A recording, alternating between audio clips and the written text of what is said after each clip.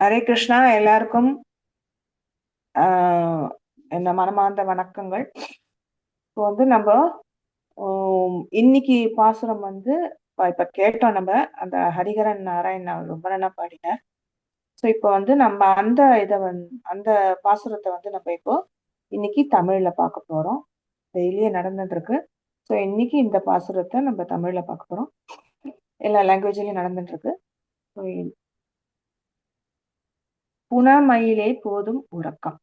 So இதோட பிரபு நீங்க display பண்றீங்களா? தெரியுதுங்களா மாதாஜி?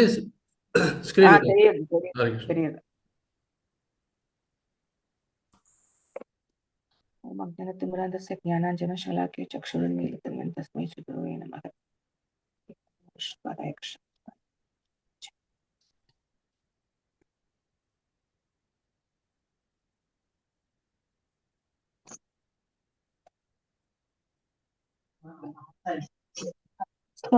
கற்று கரவை கணங்கள் பல கறந்து ஹரே கிருஷ்ணா மாதாஜி. சாரி மாதாஜி. மாதாஜி உங்க வீடியோ கேமரா ஆன்ல இல்ல மாதாஜி.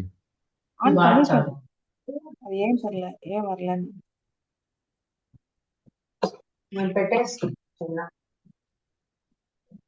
வருதா?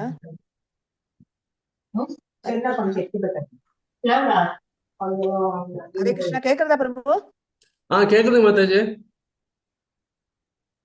வீடியோ வரலன்றாங்க. வீடியோ வருது. இப்போ நீங்க கொஞ்சம் ஃபோக்கஸ் பண்ணிக்கோங்க. ஜஸ்ட் ஃபோக்கஸ் பண்ணுங்க உங்களுடைய ஃபேஸ. பெர்ஃபெக்ட். எஸ். எனக்கும் வரல. மீனாட்சி மாதாஜி இருக்காளா? மீனாட்சி மாதாஜி இருக்காங்க. பாடுங்க மாதாஜி. இப்ப அந்த பாசுரத்தை பாடுங்க. ஒரு நிமிஷம்.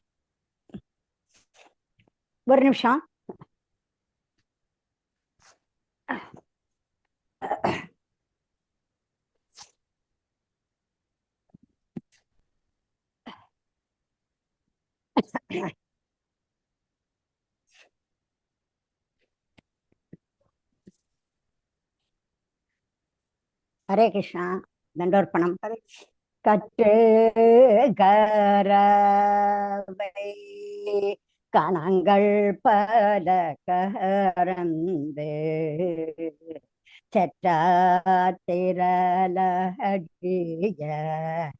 சென்று செரு செய்யும் குற்றமொன்றில்லாத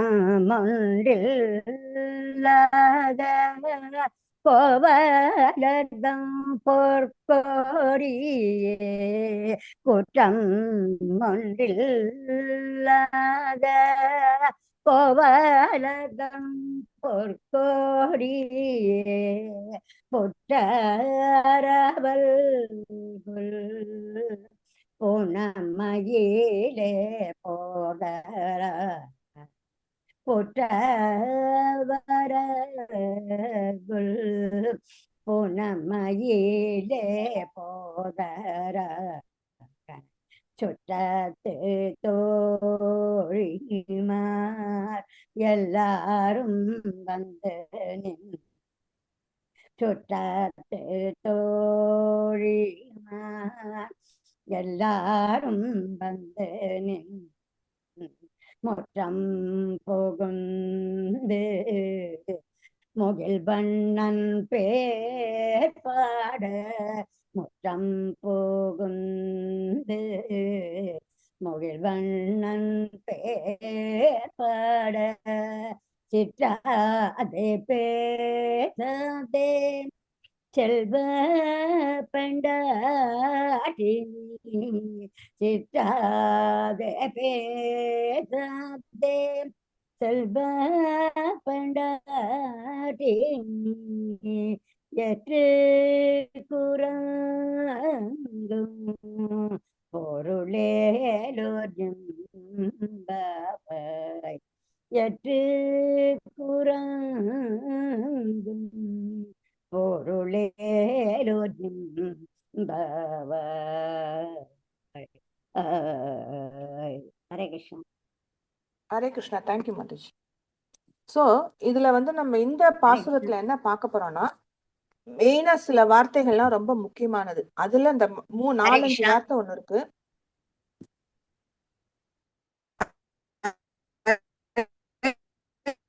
கிருஷ்ணா பிரபு கேக்குறதுனா? கேக்குறது கிளியரா இருக்கு மாதாஜி, கண்டினியூ பண்ணுங்க ப்ளீஸ். ஹரே கிருஷ்ணா. சோ கற்றுக்கறவைனா என்னன்னா கன்றாகிய கறவை, அதாவது நல்ல கறக்கக்கூடிய மாடுகள் அண்ட் பசு, எரும மாடுகளும் இருக்கு, இதுல பசு மாடுகளும் இருக்கு. கணங்கள்னா கூட்டங்கள். எப்போதுமே அதுங்க இதெல்லாம் பாத்தீங்கன்னா மாடுகள்லாம் பாத்தீங்கன்னா ரொம்ப கூட்டமா தான் வந்துட்டு போயிட்டு இருக்கோம். செற்றார், இதுல வந்து செற்றார், ஏன்னா இதுல சில முக்கியமான வார்த்தையெல்லாம் நம்ம முதல்ல புரிஞ்சுக்கணும், அதுக்கப்புறம் நம்ம போலாம். பகைவர், செற்றார்னா பகைவர். அதே மாதிரி புற்றரவுன்றது பாம்பு ஒரு புத்துக்குள்ள இருக்கும் இல்லையா, அந்த இதான் வந்து புற்றரவுன்றது இதை குறிக்கிறாங்க. சிற்றாதுன்னா அசையக்கூடியது, அசையாம இருக்கிறது, அப்படியே இது மாதிரி நிக்கிறே அப்படின்னு சொல்லுவோம் இல்லையா, அந்த மாதிரி. ஸோ இப்போ வந்து நம்ம ஃபர்ஸ்ட் மீனிங்கை பார்ப்போம், அதுக்கப்புறம் வந்து ஒரு ஒரு வரியும் பார்க்கலாம். கண்ணன் என்ன, அவன் என்ன பண்றான்? அவன் கண்ணனை எதுக்கு ஆண்டாள் வந்து கண்ணனை நோக்கி அவனை கல்யாணம் பண்ணிக்கணும், அவனை வந்து ரங்கநாதன் தான் நான் கல்யாணம் பண்ணிக்கணும்னு சொல்லிட்டு அவ நோம்பு இருக்கா இல்லையா, அதுதான் அதோட தீவிரம் என்ன, அதை ஏன் வந்து ஒவ்வொரு பாட்டை அவ சொல்லிட்டு இருக்கா அப்படின்றத இங்க குறிக்கிறாங்க. ஸோ அதுல வந்து நம்ம அதெல்லாம் வந்து இப்போ நோம்பா இருக்கா, அதாவது நம்ம கார்த்திகை நோம்புன்னு சொல்றோம் இல்லையா, அதே மாதிரி இங்க அவ ஆண்டாள் வந்து திருப்பாவை நோம்புன்றது இருக்கா. ஸோ அதை வந்து தான் இங்க வந்து ஒரு, அதாவது அந்த ஒரு இதுல இருக்கிறதுனால அவளை அந்த ஒரு சிறந்த ஒரு பக்தியுடைய பொன், அதாவது பக்தியுடைய பெண் வந்து இந்த பாசுரத்துல வந்து ரொம்ப சிறப்பா கொண்டாடப்படுறாங்க. இப்ப பாத்தீங்கன்னா துளசி மகாராணி கூட நம்ம ரொம்ப சிறப்பா கொண்டாடப்படுறோம், ஏன்னா இப்ப துளசி விவாகம் பண்றோம், எல்லாம் பண்றோம் இல்லையா, பகவானுக்கு ரொம்ப பிரியமான பக்தர்கள் அவங்கெல்லாம். ஸோ அந்த மாதிரி இங்க வந்து இந்த பாசுரத்துல ஒரு இந்த இந்த பெண்ணை வந்து, அதாவது ரொம்ப சிறப்பா கொண்டாடப்படுகிறது, ஏன்னா அவ அவ்வளவு பக்தியில இருக்கா. அவ வந்து கனவுலயே பகவானை வந்து அப்படி தன்னோட இதுல வந்து ஒவ்வொரு ரூபத்திலையும் வந்து அவனை வந்து இது பண்ணிடுறா, அனுபவிக்கிறான். ஸோ அதனால இங்க வந்து எப்போதுமே பாத்தீங்கன்னா கன்றுகளா இருக்கட்டும், இல்ல பசுக்களா இருக்கட்டும், இல்ல எருமை மாடு, எல்லாமே வந்து ஒரு கூட்டமா தான் போகும் இல்லையா, எதுவும் தனித்தனியாவே போகாது. ஸோ அந்த மாதிரி அந்த கூட்டங்கள் மாதிரி இந்த கோபியர்களும் போறாளாம். அப்போ வந்து அவ வந்து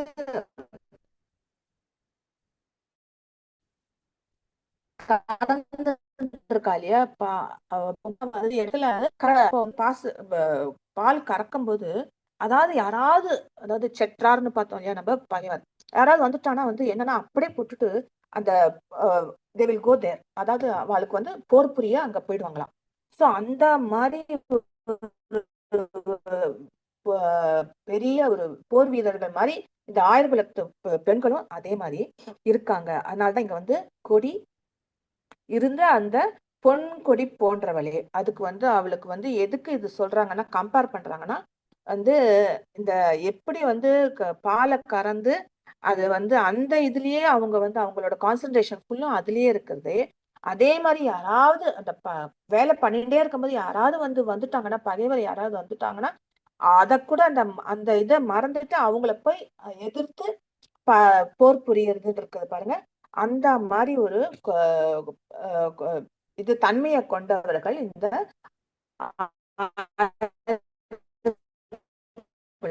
பெண்கள். அதனாலதான் இங்க வந்து அப்படின்னு சொல்லி சொல்றாங்க. அதே மாதிரி பாத்தீங்கன்னா எப்போதுமே பாம்பு வந்து ஒரு புத்துலதான் இருக்கும் இல்லையா, அது வந்து அதுக்கு மறைவிடம் வந்து புத்து தான். சோ அந்த மாதிரி பாம்பு அந்த புத்துக்குள்ள இருக்கிற மாதிரியும், காட்டுல வந்து இந்த மயில் தொகை விரிச்சு ஆடுற மாதிரியும் வந்து அந்த சாயல உடையவளே அப்படின்னு சொல்லிட்டு அவளை வந்து அந்த வெளியில இருக்கிற கோபிகர்கள்லாம் சொல்றா. சோ என்ன சொல்றான்னா, நாங்கெல்லாம் வந்து உன் வீட்டு முன்னாடி வந்து நிக்கிறோம், ஆனா நீ வந்து உன் கண்ணையும் திறக்க மாட்டேங்கிற, ஒண்ணுமே பண்ண மாட்டேங்கிற, பகவானோட நாமத்தை நாங்க எவ்வளவு கிருஷ்ணரோட நாமத்தை சொல்றோம், எல்லாம் சொல்லிட்டு இருக்கோம், ஆனா நீ வந்து எதுக்குமே அசையவும் மாட்டேங்கிற, வாயை திறந்து பேசவும் மாட்டேங்கிற, இப்படி என்ன உனக்கு ஒரு ஒரு சோம்பேறித்தனம் அப்படின்ற. அதான் இங்க வந்து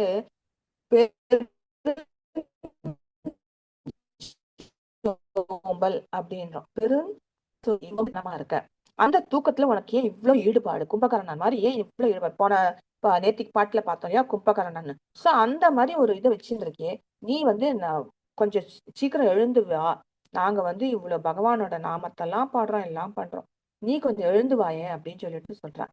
அதுக்குதான் இங்க வந்து இந்த பாட்டுல வந்து என்ன பாத்தீங்கன்னா 3 வார்த்தை ரொம்ப முக்கியமானது. பொற்கொடி, புனமயில், செல்வ பெண்டாட்டி. இதெல்லாம் வந்து அதாவது அந்த ஆயிரகுலத்து பெண்களை வந்து அழக வந்து வர்ணிக்கிறது.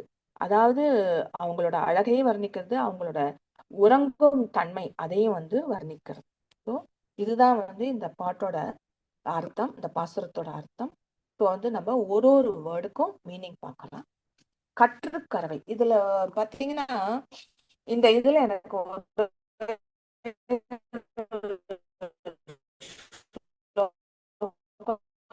சொல்லணும். அதாவது இப்படி வந்து நம்ம பகவத்கீதால ஒரு என்ன ஸ்லோகம் இருக்கு, எம் வாபி ஸ்மரன் பாவம் ஜஜந்த்யந்தே கலகம் தாம். சோ அந்த பாட்டுல பாத்தீங்கன்னா பகவான நினைச்சு நினைச்சு நாங்க வந்து இங்க வரோம். அந்த இதுக்கு வந்து இந்த இது ஈக்குவலா இருக்கும். அதனாலதான் இந்த இந்த இதுக்கு வந்து நம்ம ரொம்ப ஸ்ட்ரெஸ், அதாவது ஸ்ட்ரெஸ் கொடுக்கல, ஒரு அழகான ஒரு கம்பாரிசன் கொடுக்கும்போது என்ன ஆகுது, இந்த பகவத்கீதால இந்த ஸ்லோகம் நம்மளுக்கு எடுப்பா இருக்கு. இப்போ வந்து ஒரு ஒரு மீனிங்கா பார்ப்போம். கற்றுக்கறவை. இந்த கற்றுக்கறவை ஆயர்பாடியில வந்து பாத்தீங்கன்னா கண்ணன் இருக்கிற வரைக்கும் கிழமாடுகள் யாருமே இருக்க மாட்டலாம். அதாவது ரொம்ப பால் கறக்காத இருக்கிறது, ரொம்ப இதுவா இருக்கிறதெல்லாம் அந்த மாடுலாம் ஒண்ணுமே கிடையாதாம். எல்லாமே ஃப்ரெஷ்ஷா மாடா இருக்குமா, எல்லாம் இளமையா இருக்குமா, நல்லா கறக்குமா. அதாவது அத்தனை, அதாவது பகவானுக்கு எப்படி கோவிந்தா கோவிந்தான்ற அந்த பசுக்கள் மேல அவ்வளவு ஈடுபாடோ, கன்றுகள் மேல அவ்வளவு ஈடுபாடோ, அந்த மாதிரி இங்க கண்ணன் இருக்கிற இடத்துல எல்லாம் பாத்தீங்கன்னா எல்லாமே இளமையா பகவான் வந்து நவ எவ்வனம்.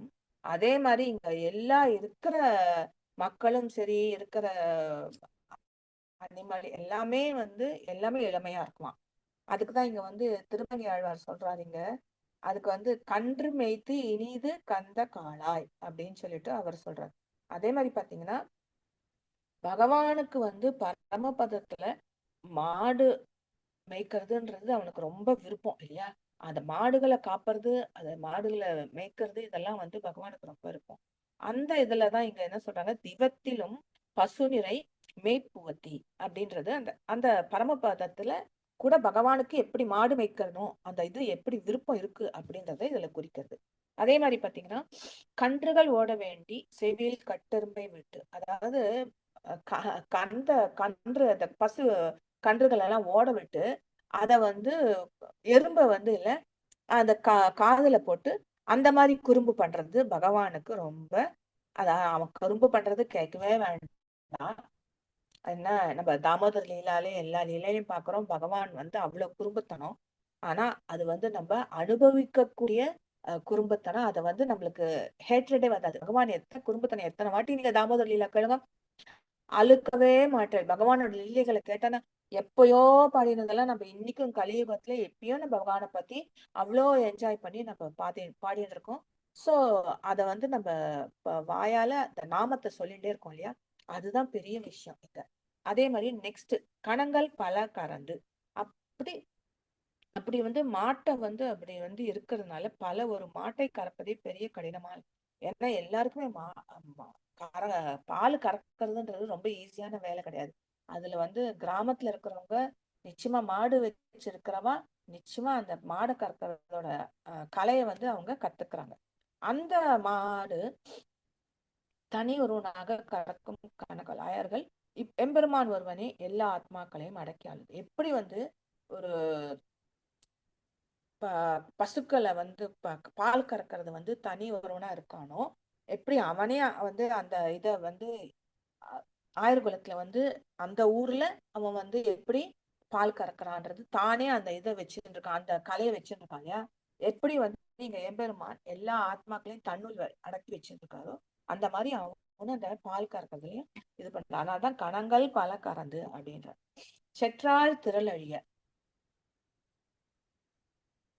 அதாவது பால் கறப்பவர்கள், அதாவது பால் கறந்துட்டே இருக்காங்க.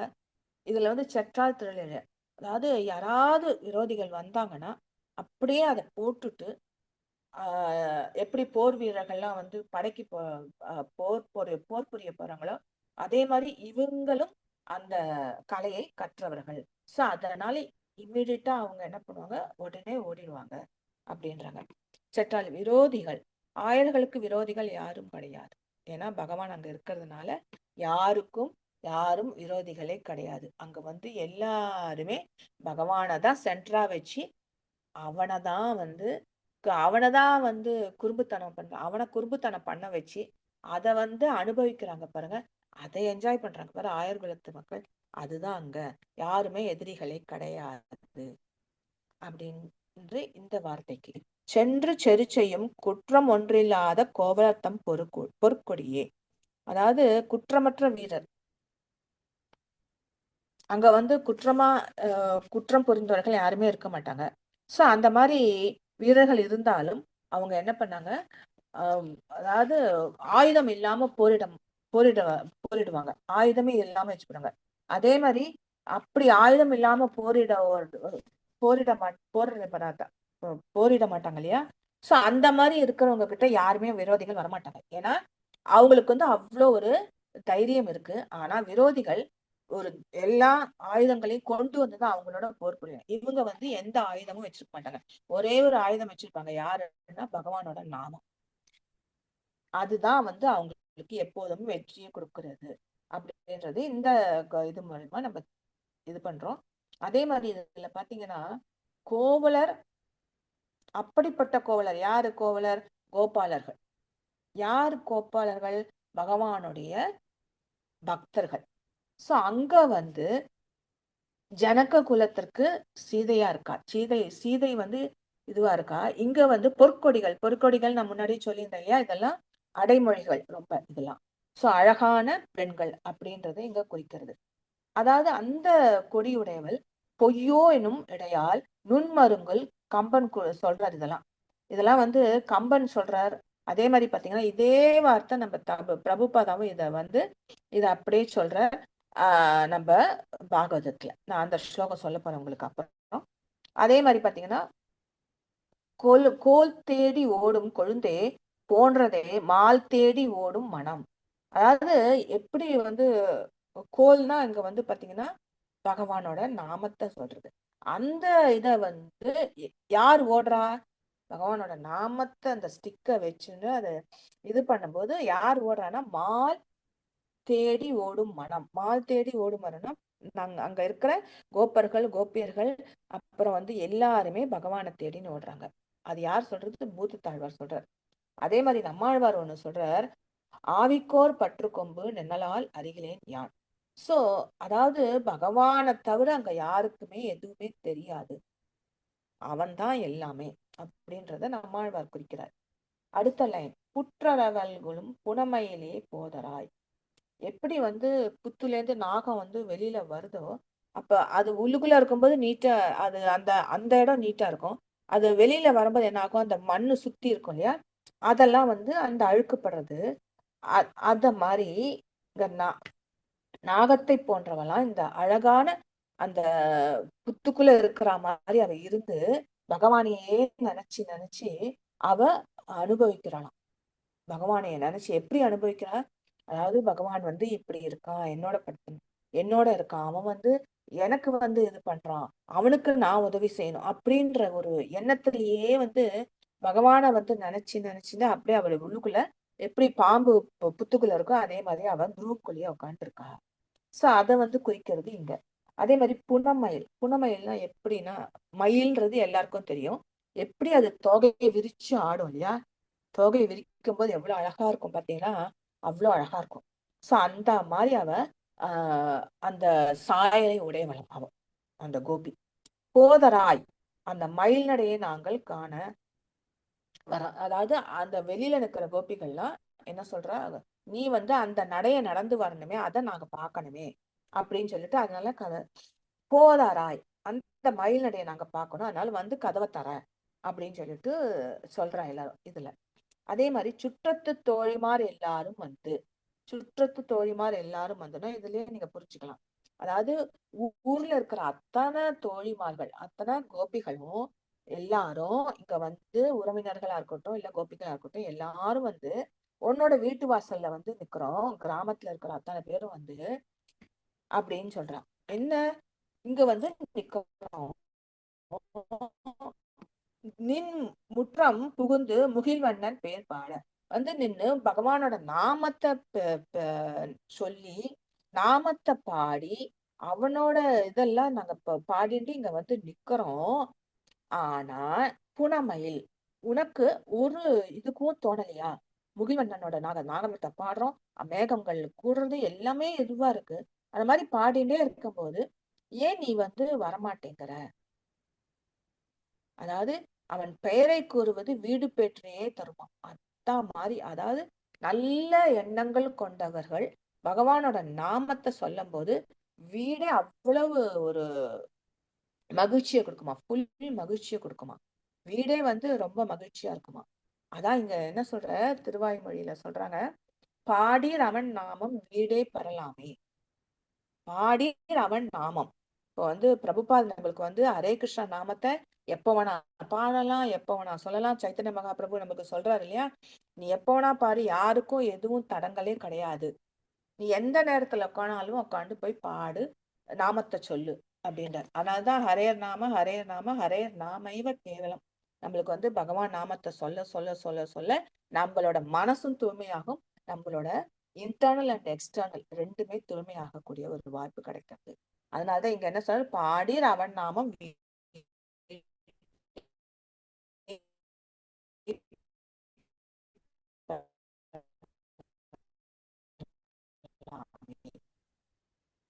சிற்றாதிகள் அவனோட நாமத்தை கேட்க கேட்க, அதாவது பக்தர்களுக்கு இன்னும், அதாவது இந்த அதுலதான் வந்து நான் வந்து இன்னொரு ஸ்லோகம் எடுத்தேன் இதுல, யோகினாம் அப்படி சர்வேஷாம். அந்த யோகிகள்லாம் எப்படி வந்து பகவானை வந்து 24 மணி நேரமும் பகவானை நினைச்சு பகவானை வந்து அவனோட லீலைகளை, என்னென்ன லீலைகள் அதை வந்து எப்படி எல்லாருக்கும் எடுத்து சொல்லணும் அப்படின்றதையே அந்த இதுலயே குறிக்கோளா இருக்காங்க. எக்ஸாம்பிள் நம்மளோட குரு மகாராஜ் பாத்தீங்கன்னா இந்த உடம்புலயும் எத்தனையோ அந்த நாமத்தை வந்து எல்லாருக்கும் கொடுக்கணும், எல்லாருடைய இதுலயும் இருக்கும் போகணும் அப்படின்னு சொல்லிட்டு தன்னோட உடம்ப கூட இது பண்ணாம அவர் வந்து கொடுக்குறாரு இல்லையா அந்த நாமத்தை எல்லாருக்கும். சோ அந்த மாதிரி இங்க வந்து பகவானோட நாமம் அவ்வளோ ஒரு தூய்மையானது. அதை வந்து அத்தனை அட்ராக்ஷன், பகவானோட நாமம் வந்து நம்மளுக்கு அவ்வளவு அட்ராக்ஷன் அப்படின்றாங்க. அதனால இங்க என்ன சொல்றா, சோறும் என்றே மெய்ப்பாடுகள், நீயோ அசையாம இருக்க, வாயும் பேச மாட்டேங்கிற. நாங்களா இங்க வந்து ஒரு ஒரு வார்த்தையா பகவானோட நாமத்தை சொல்லிட்டு உன்னை வந்து எழுப்புறதுக்கு முயற்சி பண்றோம். ஆனா நீ வந்து எதுக்குமே ஒன்னும் இது பண்ண மாட்டேங்கிற. உனக்குள்ள நீ பகவான் அங்க வந்து உள்ளுக்குள்ளேயே ஒரு பாம்பு எப்படி புத்துக்குள்ள இருக்கோ அதே மாதிரி நீ ரூம்குள்ளேயே உட்காந்துட்டு பகவானை நினைச்சுட்டு நீ ஒரு இன்பத்திலேயே இருக்க அப்படின்னு சொல்லிட்டு அவங்க சிற்றாதே பேசாதே. சிற்றாதே என்ன, இப்ப அவ வந்து பேச மாட்டேங்கிறா, அசைவும் மாட்டேங்கிறா, ஒண்ணும் பண்ண மாட்டேங்கிறா. ஆனா அவளுக்குள்ள பகவானை நினைச்சுட்டு அவ வந்து அந்த ரூம்குள்ளேயே வந்து இன்பத்தில் இருக்கா அப்படின்னு சொல்றத அவ வந்து எல்லாரும் சொல்றான்.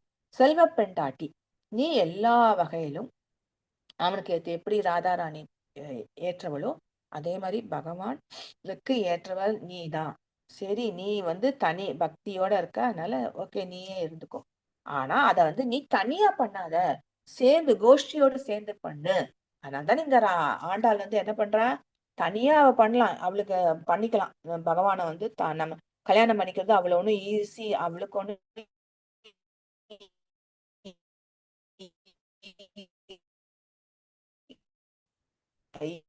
கஷ்டமே இல்லை. இது ரொம்ப முக்கியம். அதனாலதான் இங்க வந்து நம்மளுக்கு பிரபுபாதம் என்ன பண்ற, நம்மளுக்கு சத்சங் வேணும். சத்சங்கத் வேணு நிசங்கம், நிசங்கத் வேணு நிர்மூலத்துவம் அப்படின்னு நம்மளுக்கு பஜகோவிந்தத்துல சங்கராச்சாரியார் சொல்லியிருக்காரு இல்லையா. அதனால சத்சங்கம் இஸ் வெரி இம்பார்ட்டன்ட். நம்மளுக்கு அதோட அருமை வந்து நம்மளுக்கு வந்து அத கூட இருக்கும் போதுதான் அந்த அசோசியேஷனோட வேல்யூ நம்மளுக்கு தெரியும். அதனால இங்க அதுக்காக நீ மட்டும் இருக்காத, எங்களோட சேர்ந்து வா, நாங்களாம் வெளியில நிக்கிறோம் இல்லையா உனக்கோசரம், அதனால நீ ப்ளீஸ் எங்களோட சேர்ந்து வந்து பண்ணு அப்படின்னு சொல்லிட்டு சொல்றான். லாஸ்ட் வரி, நீ ஏற்று குறங்கும் பொருள். உன்னோட தூக்கத்துல ஒரு இருக்கு, அர்த்தம் இருக்கு. ஆனா நீ உடனே எழுந்து வாயே, நீ ஏன் அங்கேயே உட்காந்துருக்க அப்படின்றா. நீ அவனுக்கு வந்து ஈக்குவலா கம்பேர் அதாவது இதுல வந்து கம்பேர் பண்றதுக்கு ஒண்ணுமே இல்லை. ஏன்னா இங்க வந்து ஆண்டாள் வந்து அவளை வந்து அப்படிலாம் சொல்லி அவளை வெளியில கொண்டு வரணும்னு பாக்குறா, வரமாட்டேங்கிறா இல்லையா. சோ அதனால பகவானுக்கு நீ ஈக்குவலா இருக்க, பகவானோட நீ உனக்கு வந்து நல்ல இது சரிசமமா இருக்கு, எல்லாமே சேர்த்து போறது. எப்படி வந்து ஒரு பொண்ணு பிள்ளையும் வந்து கல்யாணத்துல இது பண்றாலும் அவ என்ன சொல்லுவா, ஓ இந்த ஜோடி ரொம்ப அருமையா இருக்கு, ரொம்ப 2 பேரும் ஒத்து போயிருக்கா அப்படின்னு சொல்லிட்டு சொல்லுவா இல்லையா. சோ அந்த மாதிரி இங்க இவளை வந்து அட்ராக்ட் பண்றதுக்கோசரம் இந்த மாதிரி எல்லாம் வார்த்தைகள்லாம் அவளுக்கு சொல்றா. அதனால நாங்க வந்து உங்க 2 பேருக்கும் தொண்டு செய்யணும், அதனாலதான் நாங்க வந்து உன்னை வந்து கூப்பிடுறோம், கொஞ்சம் சீக்கிரம் வாயேன் அப்படின்னு சொல்லிட்டு அவளை வந்து கெஞ்சி கேட்கிறா. யாரு? ஆண்டாலும் அந்த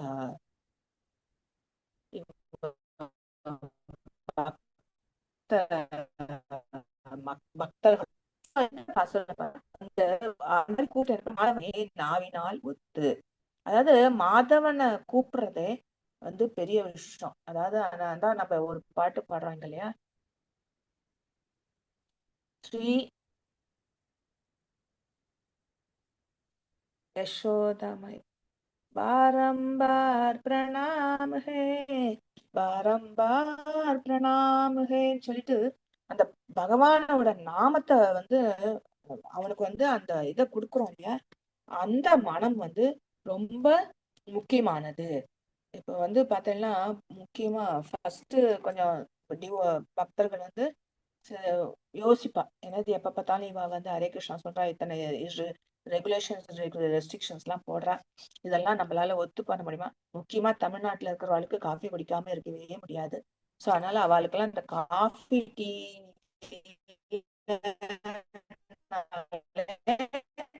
அப்புறம் இதுவாயிடுமே அப்படின்னு சொல்லிட்டு அப்படின்னு சொல்லிட்டு இது பண்றா. அப்ப வந்து என்ன, கொஞ்சம் கொஞ்சமா சரி நம்ம போய் பார்ப்போம் அப்படின்னு சொல்லிட்டு கொஞ்சம் வருவா. கொஞ்சம் கொஞ்சம் வந்தோடனே அவளுக்கு அந்த ஈடுபாடு வர ஆரம்பிக்கும். ஈடுபாடு வந்தோடனே என்ன பண்ணுவா, ஒரு இதையும் விட்டுருவா. சரி நம்மளுக்கு இதெல்லாம் முக்கியமே இல்லை, ஏன்னா அதை புரிஞ்சுட்டா இல்லையா, பகவானோட இது எவ்வளவு முக்கியன்றத புரிஞ்சுட்டு மத்த விஷயங்கள் எல்லாத்தையும், அவளுக்கு இருந்த விஷயங்கள் எல்லாத்தையும் விட்டுட்டு பகவானுக்கு நிறைய சேவை செய்யறதுக்கு வருவா.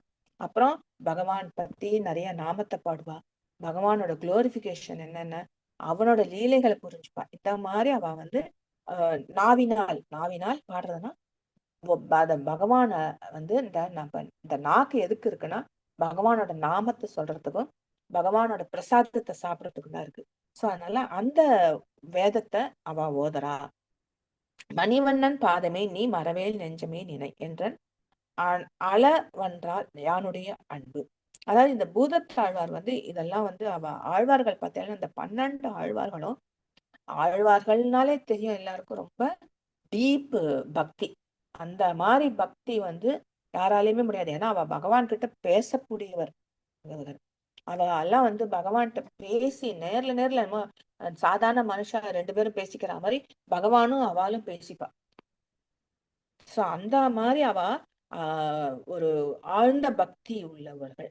சோ அவர் தான் சொல்றாரு, நான் உன்னை என்னைக்குமே மறக்க மாட்டேன், அதனால எனக்கு வந்து எப்போதுமே உன்னுடைய அன்பு தேவை அப்படின்றத ஒரு இந்த பாடல் இந்த பாசுரத்துல அந்த பக்தி பெண்ணை வந்து எழுப்பத்துக்கு இதெல்லாம் இந்த குளோரிபிகேஷன்ல சொல்றா, பகவானோட ஈக்கு பண்ணி அதை வந்து சொல்றா. சோ இதுதான் வந்து இந்த பாசுரத்தோட ஒரு லைனோட அர்த்தம். இப்போ வந்து அதுக்கு ஈக்குவலா நான் வந்து ஒரு பாகவதம் ஸ்லோகம் எடுத்துருக்கேன். பிரபு கூட ஒரு பாகவதம் ஸ்லோகம் எடுத்திருக்காரு, அதையும் கொஞ்சம் நீங்க டிஸ்பிளே பண்ணுங்க பிரபு. சரி மாதாஜி. ஏன்னா இதுல வந்து நம்மளுக்கு பகவானோட சாண்டிங் எவ்வளவு முக்கியன்றத வந்து இந்த எப்படி வந்து இந்த யோகினாம் அப்படி சர்வேஷாம சொன்னோம் இல்லையா, அதுல எப்படி வந்து பக்தர்களை மோல்டு பண்றாரோ அந்த மாதிரி அந்த பெயர் வந்து அந்த நாமம் வந்து நமக்கு வந்து அவ்வளவு முக்கியம். அதுல இருக்கிற பவர் வந்து நம்மளுக்கு ஆஹ் பகவானை எப்போதுமே நினைக்கக்கூடிய ஒரு வாய்ப்பு கிடைக்கிறது அப்படின்றத இந்த மூலியமா நம்மளுக்கு இந்த ஸ்லோகம் மூலியமா தெரியுது. அதே மாதிரி பாத்தீங்கன்னா இங்க 4:8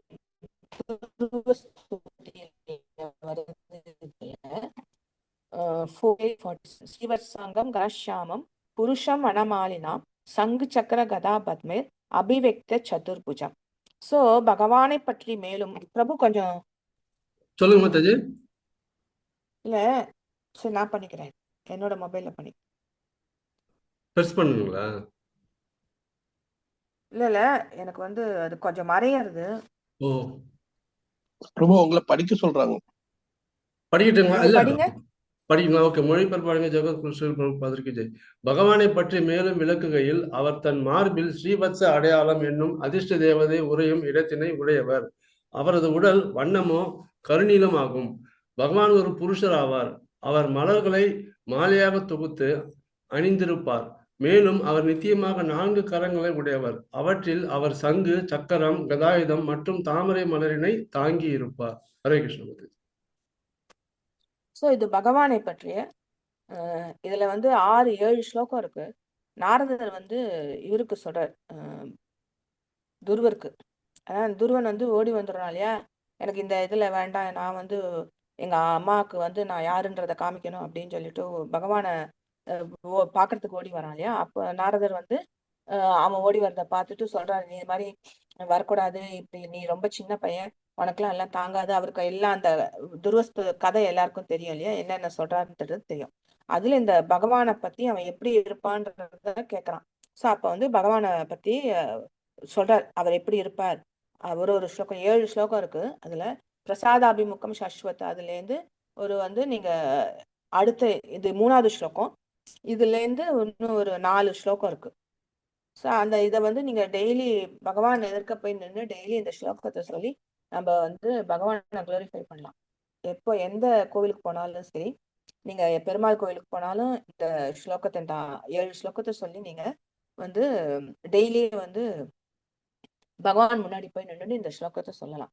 ஏன்னா வந்து பகவானை நம்ம இது குளோரிஃபை பண்ற ஸ்லோகம் இதெல்லாம். ஸோ அதனால பகவானை பத்தி எப்படி இருப்பார் அப்படின்றது இந்த ஸ்லோகம் மூலியமா பகவானை பற்றி மேலும் விளக்குகையில், அவர் தன் மார்பில் ஸ்ரீவத்சங்கம், அதாவது ஸ்ரீவத்சம், அதாவது அந்த அடையாளமா அவர் வச்சிருக்கார். அது வந்து அதிர்ஷ்ட தேவதை யாரு, லக்ஷ்மி எப்போதுமே அங்க இருக்கா. அதே மாதிரி அவர் உடல் வண்ணம் கருநீலம். நம்ம தாமோதர் லீலால பார்த்தோம் இல்லையா, கருநீலம் மேகம் உடையவர் அப்படின்னு. அதில் அப்புறம் வந்து அவர் பகவான் புருஷர் ஆவார். எல்லாருக்கும் புருஷர் அவர் தான். Mataji Hare Krishna. Sorry, time is almost up Mataji. நீங்க அடுத்த ஸ்லோகா படிக்கிறீங்களா? இல்ல, இதோட ஸ்லோகம் முடிச்சிடலாம். சரி, முடிச்சிருங்க. நம்ம வந்து time is almost up, finish பண்ணுங்க ப்ளீஸ். சரி, ஒரு அடுத்த ஸ்லோகத்தை முடிச்சிடுங்க, நான் டிரான்ஸ்லேஷன் மாத்திரம் சொல்றேன். ஓகே, சீக்கிரம், எப்போதுமே எனக்கு லேட் ஆயிடுறது. சுருண்ட மயில் கொலைகள் அசைந்தாடும் உனது திருமுகமும் செவி குண்டலங்களினால் அழகு செய்யப்படும் உமது கண்ணங்களும். அமிர்தம் பிரபு நிறைந்த நீங்க உமது படிங்க பிரபு. அமிர்தம் நிறைந்த உமது படிங்க. அதரங்களும் உமது புன்னகையும் அச்சத்தினை அகற்றும் உமது உறுதிமிக்க 2 கரங்களும் லட்சுமி தேவியின் இன்பத்திற்கு ஆதாரமாக திகழும் உமது விரிந்த மார்பும் கண்டு நாங்கள் உமது பணிப்பெண்களாக வர வேண்டும் என்று உறுதியாக விரும்புகின்றோம். ஹரே கிருஷ்ண. சோ நம்ம பகவான் கோயில்கள்னா என்னன்னா அவனோட பிரபு ஒரு நிமிஷம் பிரபு. ஹரே கிருஷ்ணா. சொல்லுங்க மாதாஜி.